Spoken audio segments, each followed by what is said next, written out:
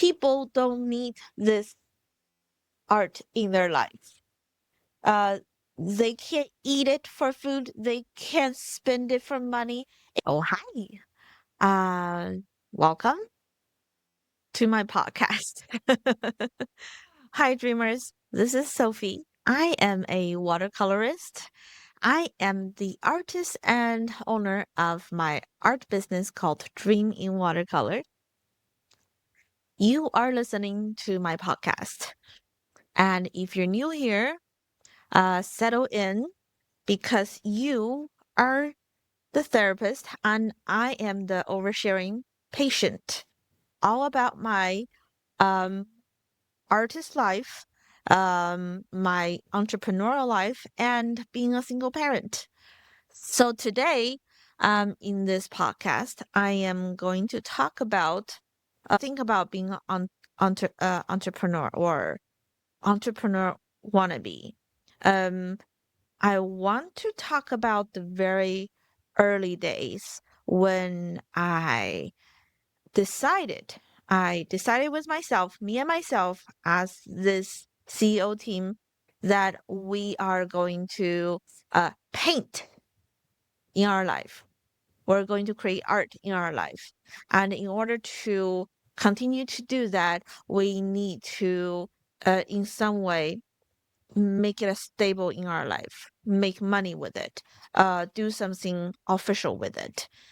And what happened or what I thought about or what I struggled with starting a business. Because to be frankly honest, this is not my first entrepreneurial attempt. So there was a lot of mixed feeling about past uh failure of trying to, sell stuff online. And it's not pretty. I always like to introduce one of my painting in um one of these episodes. And today I am introducing you the very first um complete painting that I have painted in 2024, right around the time of, me thinking about um how to be an artist and not be broke. My very first complete painting that after I finished painting and I look at that, I'm like, oh, I can sell that. Yes, that's, that looked decent enough for the market. It's this painting, I call it Butterfly Forest. It's a very simple concept. I saw this photo of a big forest, and there's on the corner of this photograph is this arch of a tree where the light shines through. And I just thought to myself, I would like to go that way. I want to look at that part of the forest if I'm actually standing in that forest. And I bet when you are early enough in the morning and the light indeed shines through here, uh, I wonder if you see some halos of the light that um that sometimes give you kind of a whimsical um glow or changing color. And it was received very well by friends. So it gave me a lot of confidence. And please support real artists doing artwork on real paper using real brush and paint. Visit my website at dreaminwatercolor.com and you can find prints of this painting. I hope you like it. So let's get back to my dirty laundry history of trying to start a business selling things. Um, this wasn't the first time in my life I decided I don't want to go back to work as a physical therapist. I never understood what the big emotional hurdle was. But I always, especially after having kids, I always had this thing that only if I can make money some other way that do not involve me doing direct patient therapist to patient treatment, it will make myself feeling so much better. So, couple things. Now that I have contemplated with this struggle for years, I realized that it was really hard for my nervous system to deal with going to work and to see patients because I had a difficulty with transitioning from patient to patient. And I don't know how to not absorb uh, a lot of the stress and pain that my patient was going through.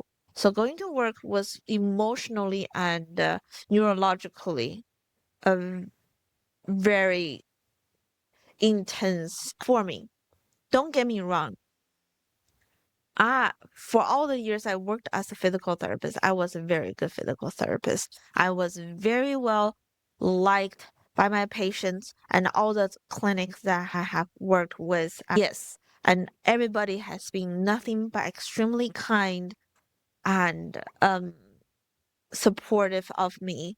And just from all angle of it, just for a normal person, there's nothing wrong with me being a physical therapist. There's only positive things that people can observe. Me being a physical therapist, helping people, making impact in their life. It just, for me, I couldn't figure out why it was such a struggle. But in order to mediate that, my very first attempt to change that was I started a blog. I started a blog writing about the things that I had tons of information. I wrote about physical therapy. I wrote about exercising for different type of sorts of pain. And that lasted a while until um my ex-husband did not like the fact that I was staying home writing blogs while he was out there making money. So we had a fight and I was forced to go um find a job. And the second thing was after having kids, I my none of my babies took bottles, so it was really hard for me to go back to work and trying to remember that my baby at home is probably not eating since I left home. So it was super stressful. So we decided that I will stay home and instead of just a blog that was collecting, email list and referring people to different products on Amazon, I will also do a YouTube channel. So I started a YouTube channel, which I later deleted. Um, that was talking a lot of topic about pelvic floor fitness and how to do kinesio taping on different.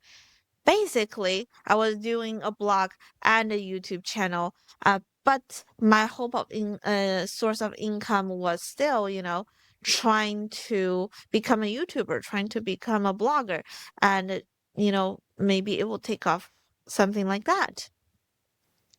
Then pandemic hit, and then there was a lot of marriage struggle too. That still the same struggle that my ex-husband did not like to see the fact that I was home with a baby, and not making money, and he was the one that has to not only pay for our lifestyle, but also pay for the time that I was using to develop my channel and develop this shenanigan.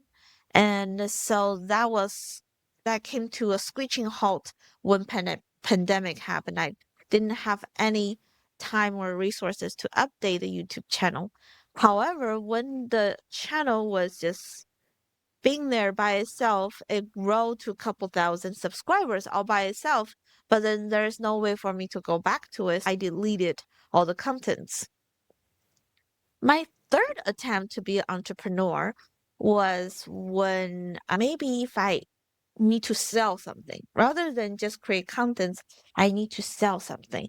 So I use my graphic skill to open a print on demand store on Shopify for a while.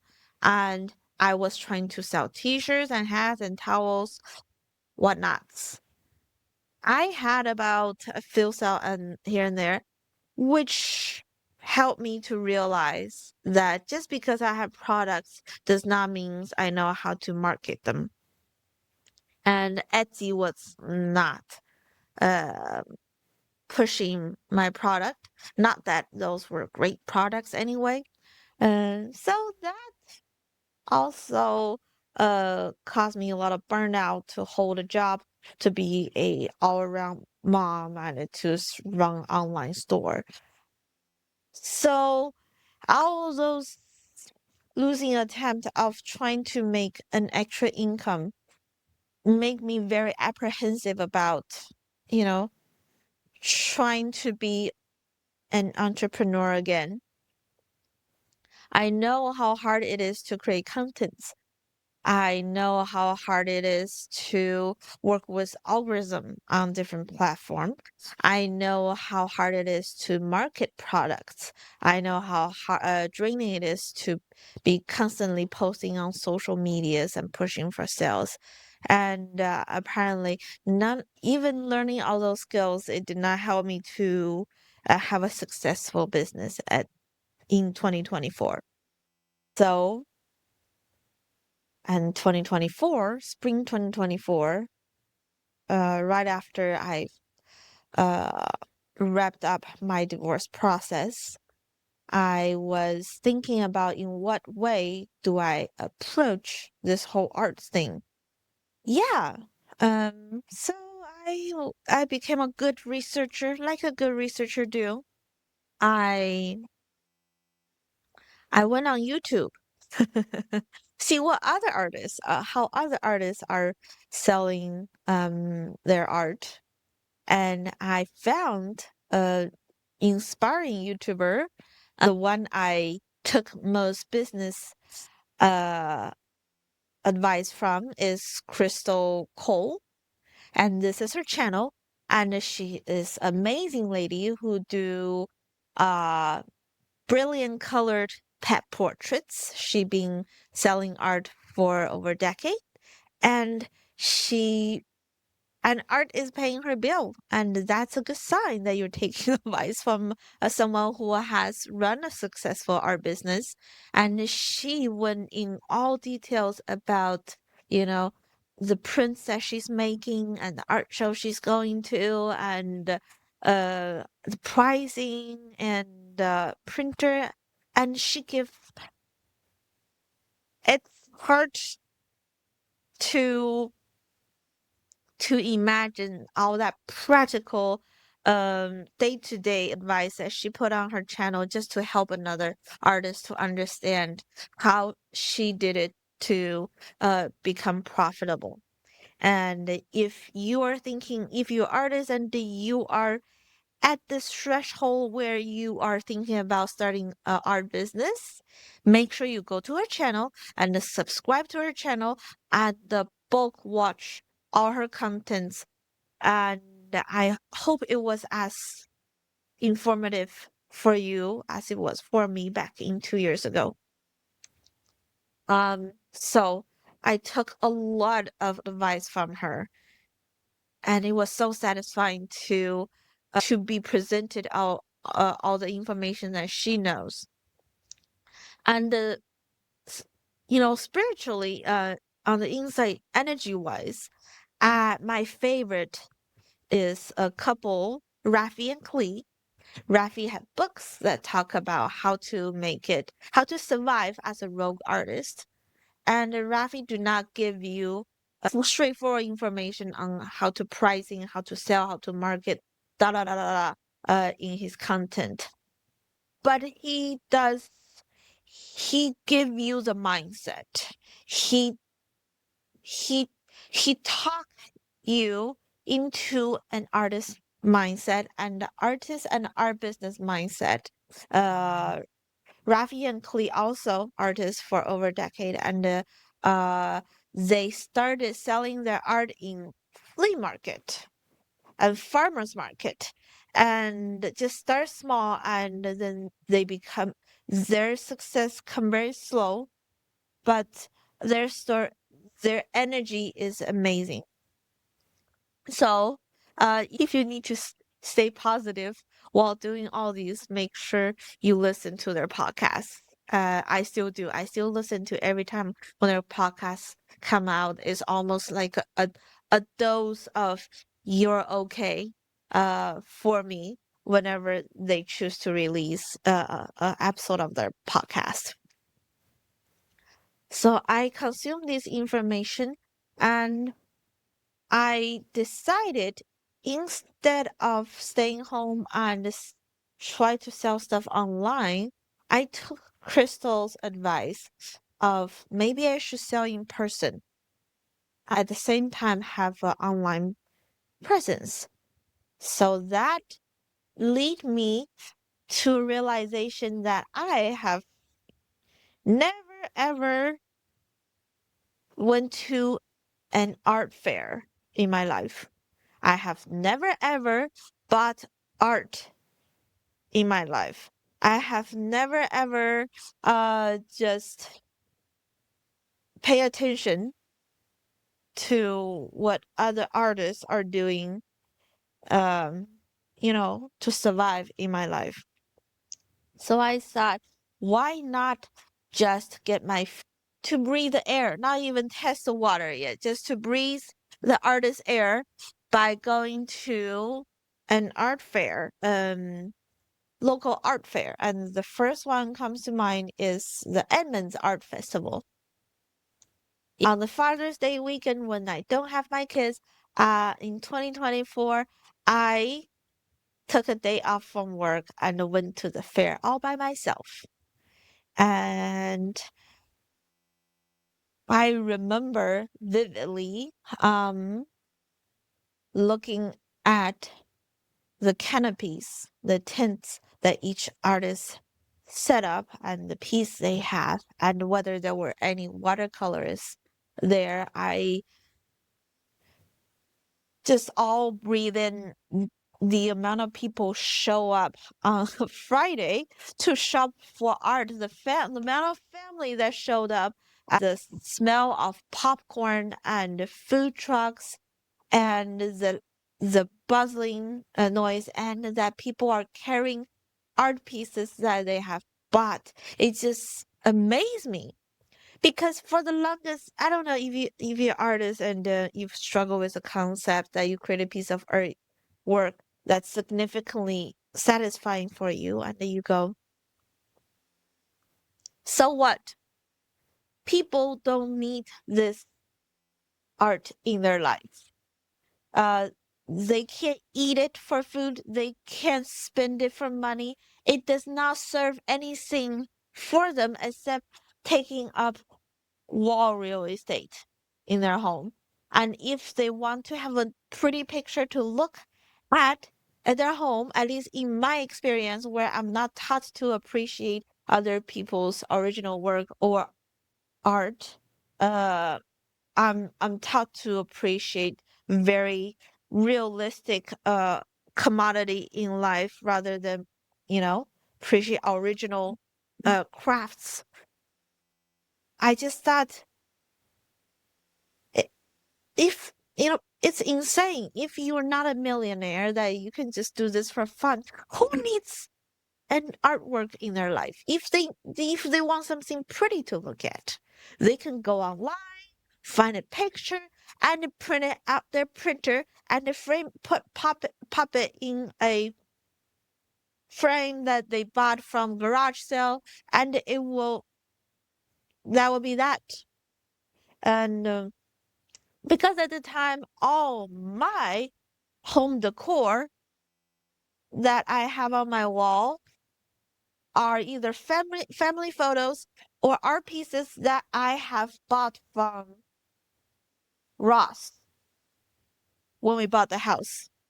That's it. That's the only time I have ever thought about decorating my house with something pleasant. But being at the art fair and watching people actually flipping other people's prints, buying other people's originals, make me realize that okay, I'm simply living in a different slice of reality. But there are plenty of people in the world who are art appreciators, and it's me who need to change my mindset. I bought popcorn. I had a time of my life. I talked to each vendors. I don't know if any of them are offended that I was not there to, buy their art. I was simply there just to look at them, to ask some questions about, being an artist. Yeah, so it was then and there I decided this is what I want to do. You know, next year I want to be one of them. I want to be in this event or even like this. Uh, I can do it. I can have a tent. I can have hang my picture in my tent, and I can tell people about my art and just invite them to, you know, spend money with me, and then that would be a great business model. Yeah, that's what I decided. It takes a few months to wrap my head around um, selling art in an art show. It's an industry. It's a lot more complicated than I initially thought. There's jewelry process, there is a booth photo to be taken, and there are equipments that I need to invest in. Um, it was a learning curve. But spoiler alert, a year after that particular art show visit, I did sell art in the 2025 Edmonds Art Festival. Not at the main show, but on a side show. But gosh, was I feeling like a big shot artist. And I was like, yes, I said I would, and I did. And I'm becoming like a real artist. I'm doing things that artists do. And then another year later, this year, and as I'm taping this right now, it has not happened. But I am officially been approved to participate in the actual art festival in Edmonds. So I am selling my art at the official Edmonds Art Festival, which is a big step up from the site show. And now I again feel like a really big shot. So um, a lot has happened since I decided that selling at art show was going to be my business model. Uh, but wondrously, it worked out. I used all my skill from my past failure attempts. I knew how to set up online store. Know how to create content. I know how to edit videos. I know how to uh post on social medias, and I know I have to learn tons of new things that I need to make it successful. But after all that uh previous failures, I have finally put those skills to good use, and right now I'm finally starting to feel like a success this year. And if you are an artist and you are thinking about options, I highly recommend you to check out the YouTuber I mentioned in this podcast and watch their video and listen to them talk and share their wisdom with you. And I hope you will find a way to move forward like I did. And let me tell you, there's nothing more rewarding than uh, having your artwork or your creative project paying your bill um, than anything else. That it's amazing feeling. It nothing nothing feels better than that. And talk about making a positive impact in people's life. I now understand.